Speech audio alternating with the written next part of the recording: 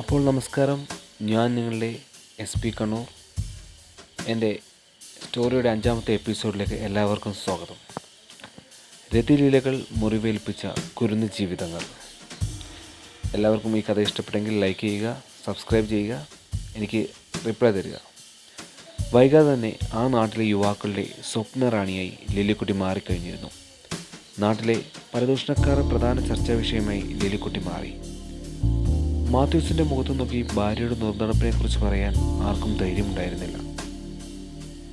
സണ്ണിക്കുട്ടിയുടെയും ജോയിക്കുട്ടിയുടെയും കാര്യം വളരെ കഷ്ടമായിരുന്നു.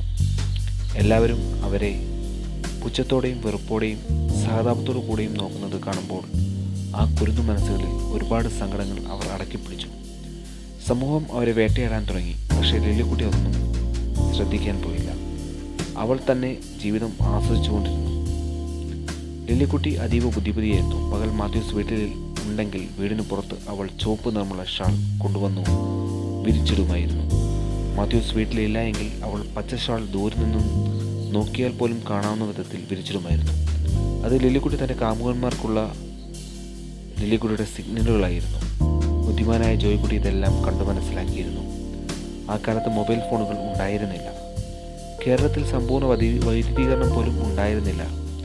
ജോയിക്കുട്ടിയും സണ്ണിക്കുട്ടിയും വീട്ടിലെ മണ്ണെണ്ണ വിളക്കിൻ്റെ മുമ്പിലാണ് പഠിച്ചിരുന്നത്.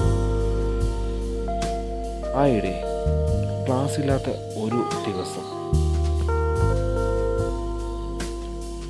സണ്ണിക്കുട്ടി ജോയിക്കുട്ടിയോടൊപ്പം വീടിൻ്റെ സമീപത്തെ പറമ്പിൽ കൂട്ടുകാരുമൊത്ത് കളിച്ചുകൊണ്ടിരിക്കുകയായിരുന്നു.